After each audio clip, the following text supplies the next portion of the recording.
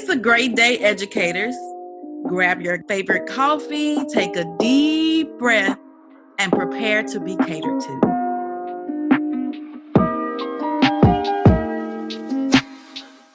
Today, we have an SMS message for you from our guest, Amanda Muhammad.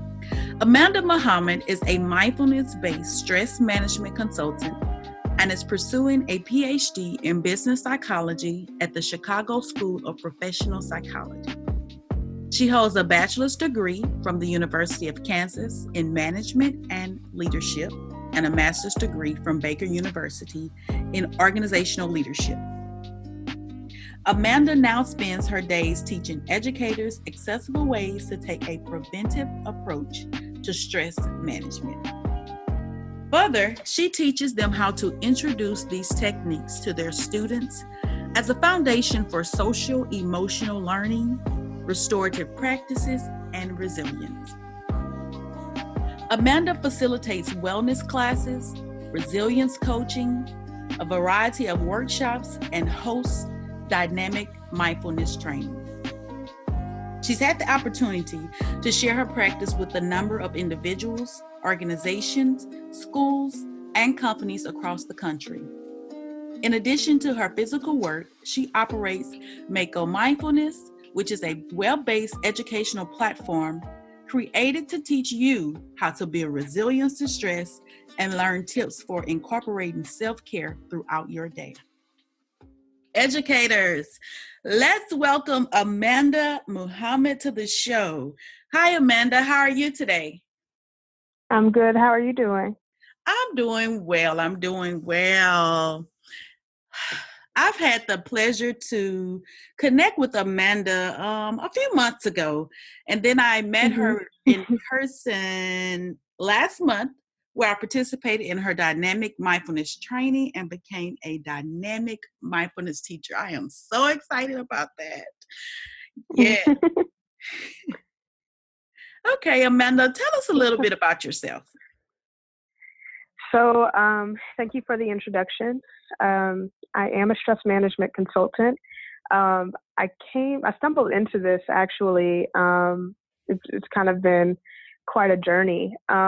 When I was in college, I was experiencing a lot of stress and going through a lot of adversity with my family. And my brother was off at school, and he had told my mother, you just need to stretch. You just need to stretch. And so, long story, my mom ends up in yoga classes, and then she finds out I'm having a hard time down at KU, where I was at school at the time. And so she invites me out to a yoga class. And at the time, I hadn't been sleeping. I was struggling with insomnia as well as some other things. So after class was done, I was like, Mom, somebody was snoring so loud. And she was like, Mandy, that was you. And from there, I was hooked, right? So my mom had got me this little purple yoga mat from TJ Maxx, and I would start rolling it out and just kind of having my own practice that not really anybody knew about. So I had started learning about that. I started to learn more about mindfulness. I found a book that a lady at church gave my mom called The Secret by Rhonda Burns, and it just kind of opened my eyes to realizing just how much choice I have in life, and just kind of giving me some different tools to see the things that I was experiencing differently. So I continued on to, I graduated from business school, and I thought I was going to be this huge human resources person. I wanted to climb the corporate ladder. I wanted to, be somebody's executive human resources director, and I hated corporate America. Everybody around me was miserable, and nobody was doing anything. Everybody was stressed out. Nobody was doing anything about it. And, I had some of this mindfulness practice and yoga that I would do.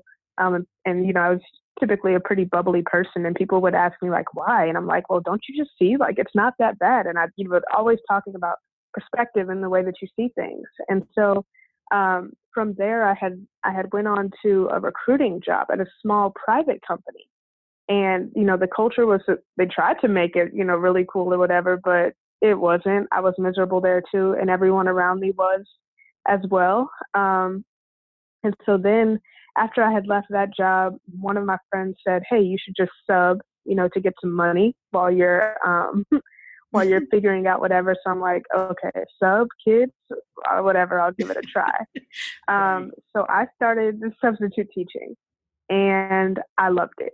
The kids around me, they were so happy. Like, there was art on the walls, and you're getting multiple hugs a day. And this is something that obviously you can't do in corporate America, because, Right. that's like a lawsuit waiting to happen. So anyways, with, the kids, it was just such a different experience. But then I still saw the same thing with the teachers. Even though they, are surrounded by all of this, they have so many different things on their plate that are stressing them out.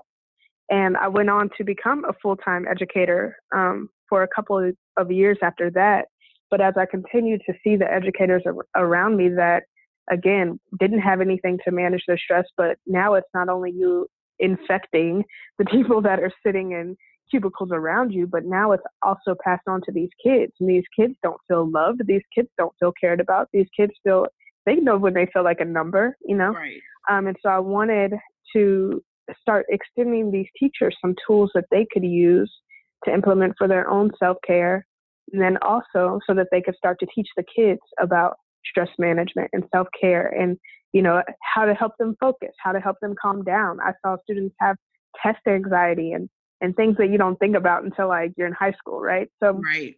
I saw all of those things, yeah.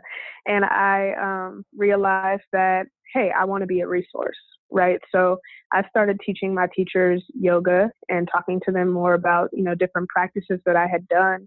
And I realized quickly, like, there was an opportunity here for me to not only help educators, but help others that were struggling with resilience in the workplace, period. I wanted to help people maximize their potential. And so now that is what I do. I run around and I teach people mindfulness practices and talk to them about taking care of themselves and how to build resilience to stress, and different strategies that they can begin to implement throughout their day so that they are actively building resilience and taking care of themselves. So I teach wellness and the other things that you said, and it's been one heck of a journey, but I love it. That's awesome. Awesome. Awesome. I can hear Thank your you. passion behind it. Thank you.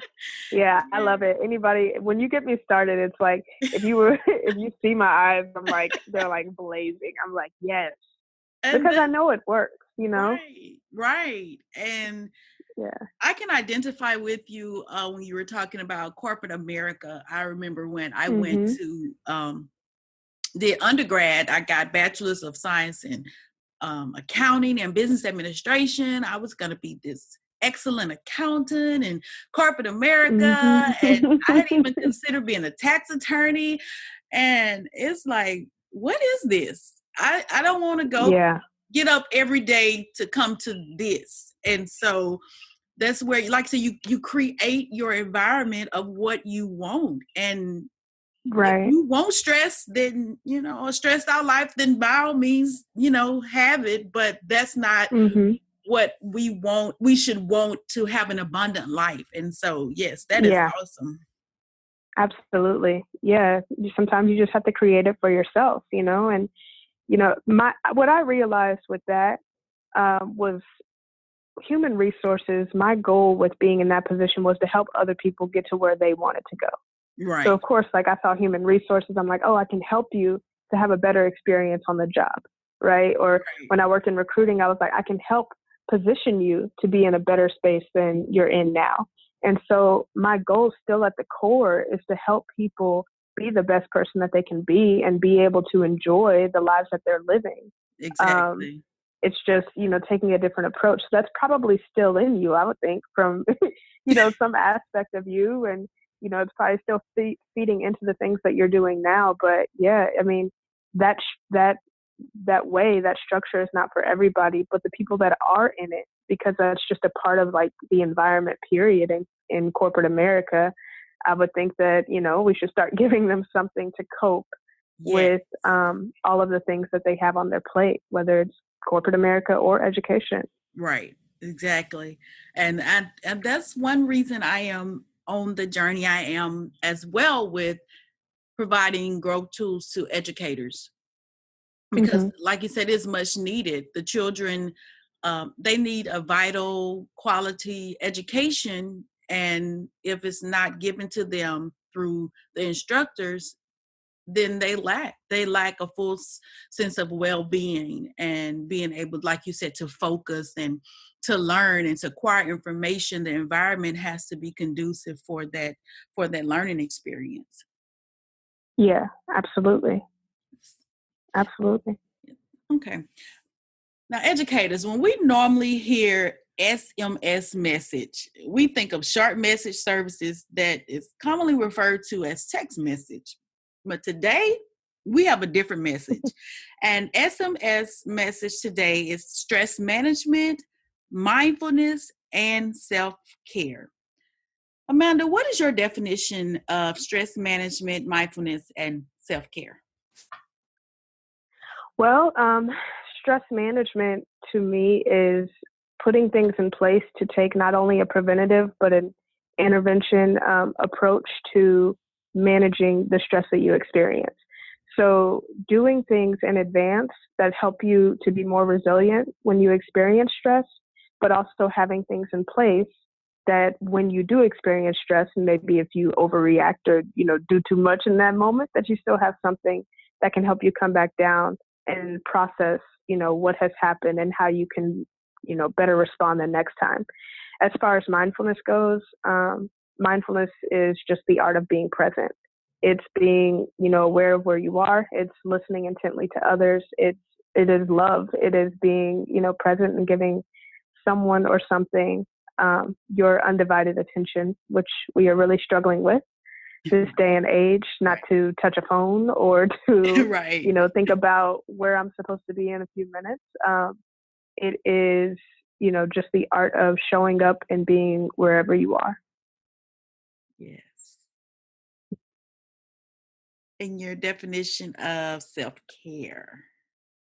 Honestly, to me, self-care and stress management are one and the same. Okay. I think, it's just the approach that you take to it.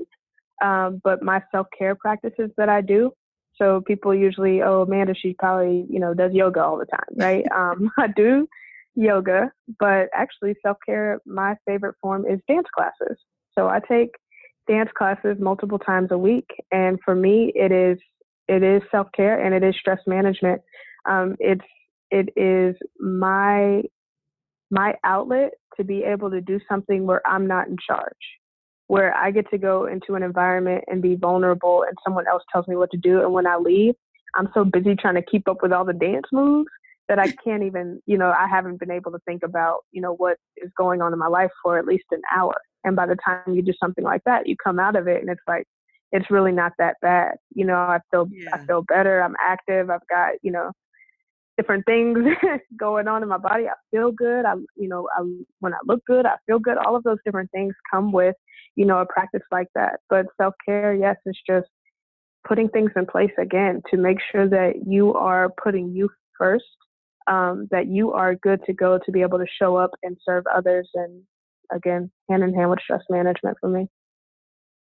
You said something that caught my attention when you said to be in a place where you're not in charge.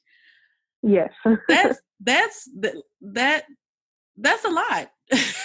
Yeah. It takes intentionality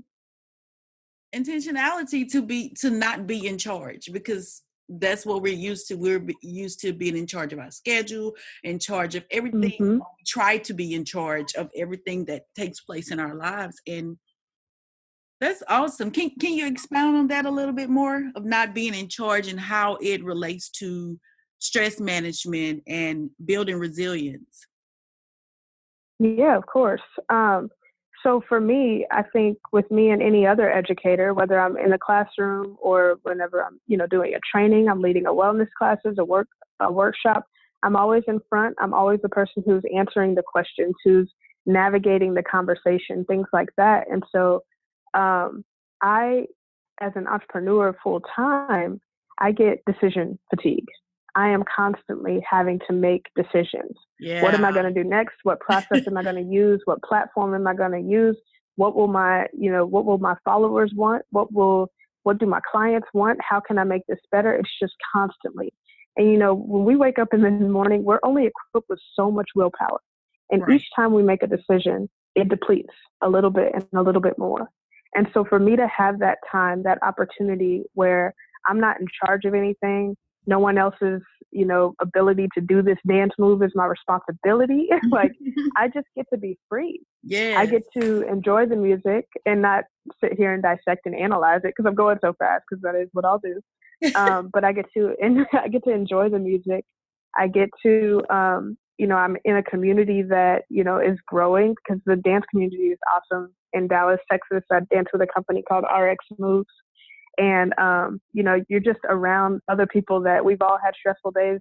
Nobody's talking about work. Nobody's talking about business. And for me, my conversations always come back to, what are we working on? What are we doing? Because I'm surrounded by a lot of ambitious people. Not that the dancers aren't ambitious, but in that moment, that's nowhere near what we're talking about, what we're concerned about, anything. It's like, man, that was awesome. I feel so good. Yeah. So it just helps me to be able to truly unplug. I'm not on my phone for an hour. Right. I'm not responsible for anybody for an hour. And when I do dance 5 or 6 times a week, that's 6 hours of my week. That's amazing self-care. Yes, that's a whole day in a month Yes. that I don't have to worry about anything other than me. And that's only one of my forms of self-care, right? So that's just my dance classes. But yes, I just love that, being taught by somebody else is important. And as a teacher, you get to a point where you feel like you have it all figured out. And that was the biggest thing that I realized when I started these dance classes earlier this year, was this is my opportunity to truly surrender, like to just be in that moment. And when it's over, it's over. Because even, if I'm at church or something like that, when somebody is teaching me, I'm still going home and, trying to understand it. Right. But when I'm in a dance class, like, it comes and then it goes. I don't go home and try to remember my dance or anything. I just truly allow that time to be that time. And it has changed my life so much. When I first started, I had actually hit burnout. And I'm like, okay, great. I'm the stress management teacher who hit burnout. But it happens to the best of us. I can't make your stress go away. I can just teach you how to bounce back quickly. Right. And I knew when I did hit burnout that I needed something. I needed to put something in place that was going to help me to be even more resilient, and something that was not in my own line of work. Because especially when you work in self-care, like, you got to do something that's, a little outside of your regular spectrum. Yeah. Yeah. And like you said, it happens to the best of us. I experienced burnout a few years ago, and I promised myself that I would not allow myself to get to that place again. And I did start placing things on my schedule for self-care and really taking time to take care of myself so that I can be effective to the people that I'm providing care or information to. So yes. Since we're talking about the your self-care practices, let's go ahead and find out a little bit more about what you do with self-care, and how do you place it on your schedule. How do you organize it? Because I think that's a challenge with a lot of people, and especially educators, is how to place it on my schedule, how to place myself on my schedule, Yeah, well, I think for a lot of people, what I hear often is, I don't have time to do this, I don't have time to do that. Sometimes taking care of you requires sacrifice. Right. So one thing that I've had to do is wake up earlier. If I sleep in, which I work for myself full time, so if I sleep in till 8 or 8:30, which is unheard of these days, but if I sleep in later, right? If I'm able to sleep in that late, that means that I also have room if I can wake up a little bit earlier. If I can get to bed a little bit earlier and wake up a little bit earlier, then I can still get a good night's sleep and have some time for myself before I let the world start tugging on me to take care of myself. So what I do is I wake up earlier in the morning, before I'm, checking emails, before I'm looking at social media, before I'm doing all of that. I wake up in the morning. I do mindfulness practice. I have a devotional that I read, or several of them actually. And I do journaling in the morning and practice some, again, mindfulness, dynamic mindfulness, things like that. Sometimes I do yoga in the mornings. but I will try to have at least 1 hour to myself before I let anybody else have me. And even if I can't get an hour, I mean, if you can get 15, 35 minutes just to yourself before you give it to anyone else, just to get grounded and to, kind of have an intention set for your day, even if it's not as formal as an actual intention, but, go in with gratitude, go in with clarity, just take something for yourself. But yeah, in the mornings, I'll do something like that. Now, there are times where I'll get into a habit of getting up and I'll go down to the gym. When I do that, I'll wake up, I'll go work out at my gym, and then I'll come back up and do yoga and mindfulness and affirmations. I'm also a vision board person, so I'll spend a few minutes just kind of looking at what are my goals, because it kind of reminds me of what I need to really be focused on for that day. Other things for self-care outside of just like my morning routine, I do random things like turn off my text message notifications. Yes. So I'll hide them. I'll hide them from myself so that I'm not always, because if it pops up, you're going to look at it. Right. Or I'll, or I'll turn off, your social media notifications. So I don't have any of those that are up and like tugging on me throughout the day. With my business, and people can use this, anywhere, but I use different systems too to help me stay organized so that I'm not stressing about what do I need to do today? Who do I need to follow up with today? Things like that. So I use a project management system and a CRM, a customer relationship management system that tells me who I'm talking to that day instead of me trying to figure it out all the time. I try to keep systems in place so that like my inbox doesn't get overloaded. And I know these are some things that are probably a little, educators might not necessarily think that they need them, but just having something in place that helps me stay organized, right, it helps me a lot because I realize how much I'm trying to hold in my head all the time. And when I can get that stuff out and get it on paper or get it somewhere else, it just helps me so much.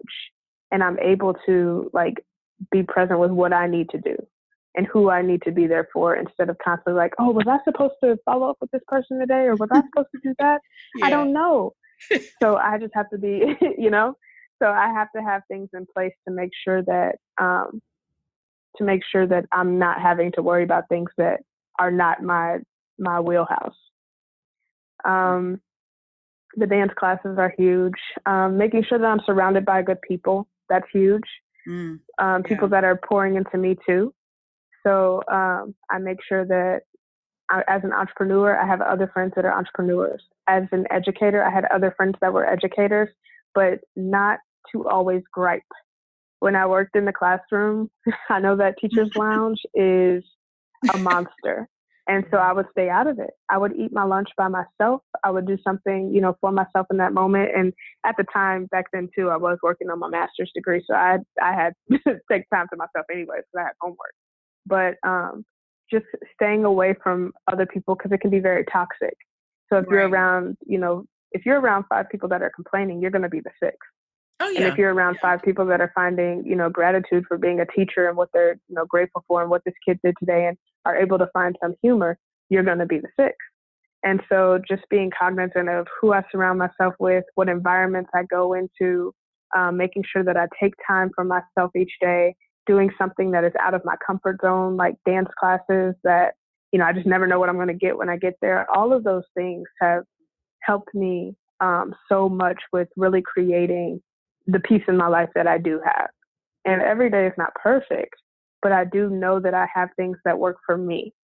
And so, and in the, topic of creating a self-care routine, it might not always look like mine. That's what works for me. Right. But if you can start to find things that you enjoy, you can start to piece together some kind of, routine that works for you and that is going to help you build resilience over time. The more you practice it and the more you feel good, the easier it is for you to get into that space of feeling good. Yes, yes. Okay, so for educators, how important is SMS and what are some benefits they can look to have from practicing stress management, self-care, mindfulness? Okay. Well, first of all, as an educator, it's important because the profession is exhausting. I mean, you you have so much to take care of, and I think that people don't really understand what it means to be an educator. You are so much more than a teacher who is responsible for showing up and teaching these kids curriculum. You're responsible for differentiated teachings and learnings for all of the different kids that are in your classrooms, making sure that they're all on level to be able to move forward. You are sometimes a parent. You are a counselor. You are a cop. You are so many things in the classroom. And it's kind of like that willpower thing I told you about. With each decision, you deplete.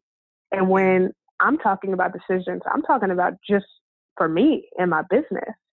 As an educator, you are making decisions for you and every student that crosses your path. So you deplete very quickly. Right. And so it's important for you to do something to take care of yourself so that you can be there to support your students, so that you can be there to support your other staff. And most importantly, so you can support yourself. I know the oxygen mask, people are probably tired of hearing about it, but it's so real. Like, you cannot take care of anyone else and show up and be your best self until you take care of you. And so practices like mindfulness, stress management, in whatever way that you have it, I mean, I think at this point it needs to literally be like a requirement for our teachers, because we are losing good teachers quickly. Yes. The burnout rate of teachers is ridiculous. The turnover rate of our educators is ridiculous. And so what I always say is, like, as principals or whoever, if you're in charge of these teachers, you need to make sure that you are putting them in an environment that they want to be in.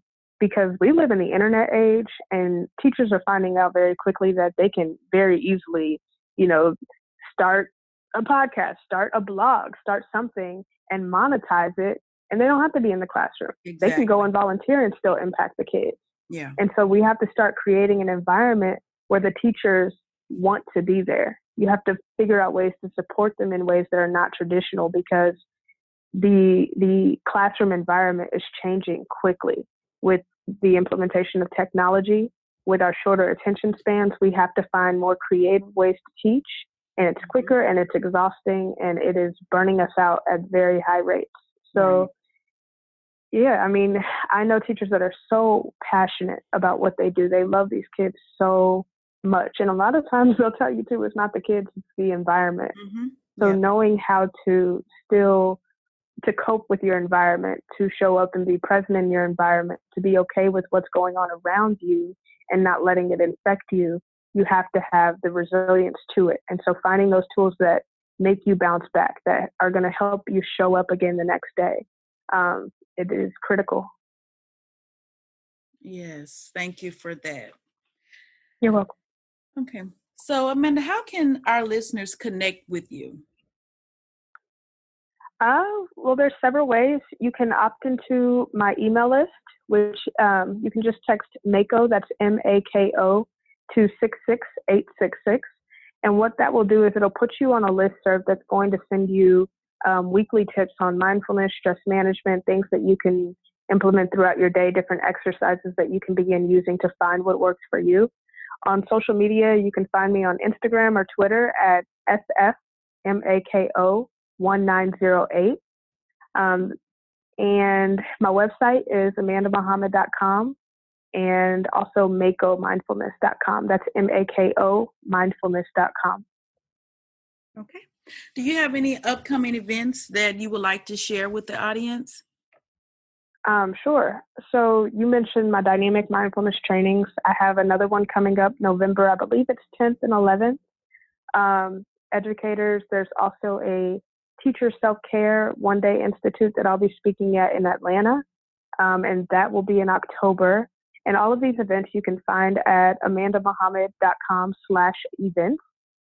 And then there's also a compassion fatigue symposium next month in September, late September, where I'll be speaking about mindfulness practices and how they work. So those are a few of my events for educators that I think that they may enjoy. But again, amandamuhammad.com/events will give you a list of everything public that I have coming up. Okay, awesome. Thank you, Amanda, for educating us today on stress management, mindfulness, and self-care. Thank you so much for having me. Educators, I hope you received some information from the SMS message that Amanda gave to us today that will help you grow through life. Remember to subscribe to the Educator Podcast and invite other educators to do so as well. Thank you.